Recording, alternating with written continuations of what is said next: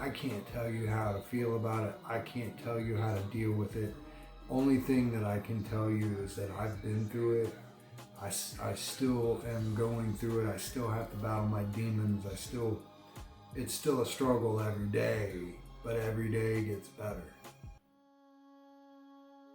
4 years old, very first night in Colorado at my dad's mom's house. So I refused to call her grandmother, and you will know why. So this boy, even though he was 15, 16 years old, we went through years of witnessing him molesting his nieces, cousins, neighborhood girls, forcing his younger brother, my other uncle, to get naked with these girls and do poses from the magazines. He made me do things to some of these girls. We were the same age. Doesn't erase it that, but he made us do things together too, sexually, and so I was part of his little game. And his niece also molested me, my cousin. Not quite as big of an age difference, but definitely by 5-6 years. That was 8 years of dealing with that.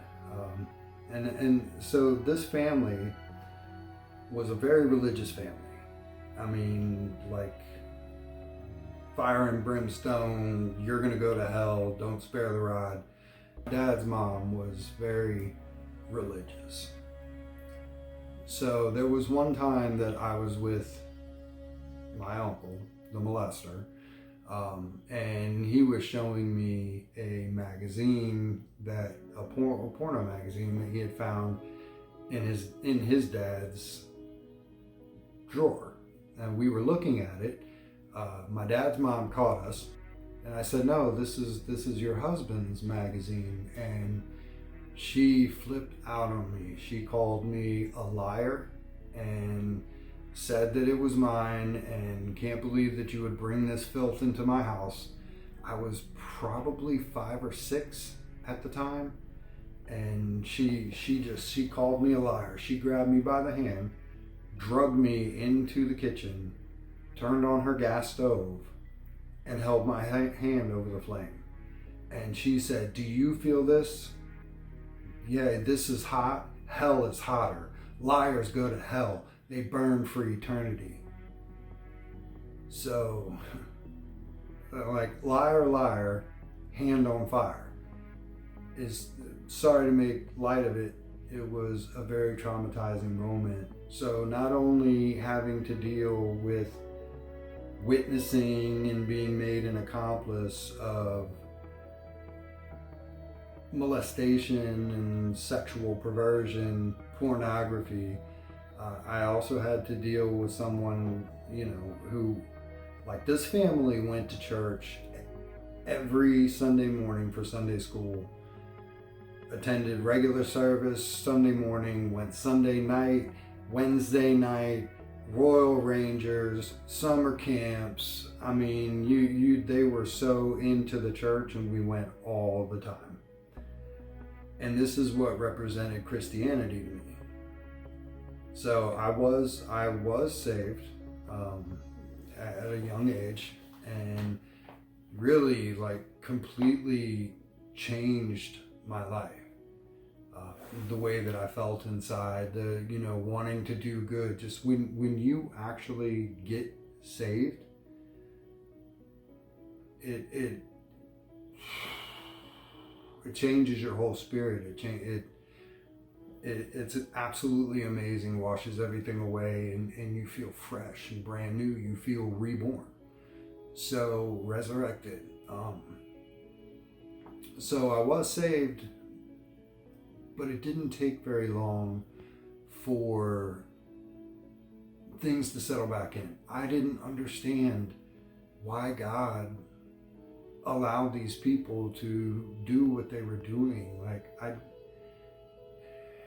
it was very hard for me to think that people who were so supposed to be so close to God could be so far from God.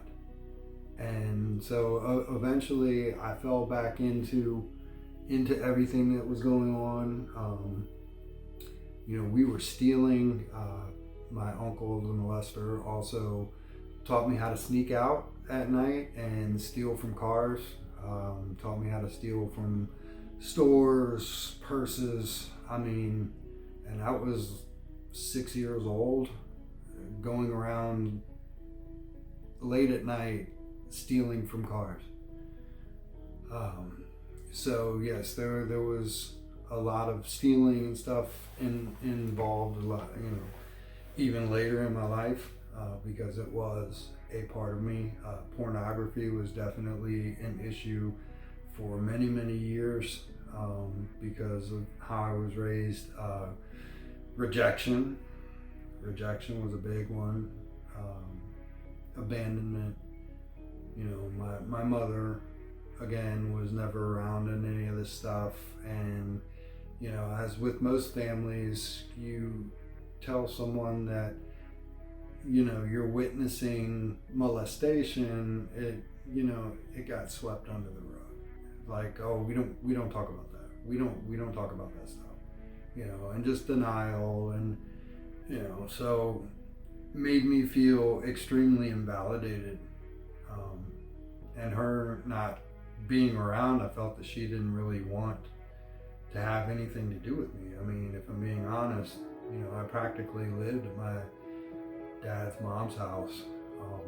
That's why there was so much, I was so involved with this uncle that was my life. That was it. For 8 years. By the time I got to the 6th grade, I started being, I was being bullied a lot. I always wore hand-me-downs. We were poor. Always wore hand-me-downs or stuff from the Goodwill, usually worn out. My jeans would have holes in the knees. Shirts would have stains. And I would be dirty, in this house, living at my dad's mom's house, because that's basically where I was, like 24/7, rarely was home. We were only allowed to take a bath once a week. Water was too expensive. So we were only allowed to take a bath once a week. So if you can imagine, your hair gets greasy, it's oily, you're dirty. You probably don't smell very good, especially if you're a kid running around climbing trees, sweating and all that, But I remember we read the book The Outsiders for class, and all of a sudden everybody was calling me Pony Boy, and not in a good way. It just, calling me a greaser, because I was dirty. So I got picked on a lot. I started skipping school. I was failing classes. I would skip school, go hang out with some friends. We would go steal cartons of cigarettes, Pall Malls, started smoking, started drinking. So just, again, rejection. Rejection from my mother, rejection from my biological father, because I didn't know the story. I didn't know my mother would never let him come around, and he, I just felt rejected. So thank you for taking the time to listen.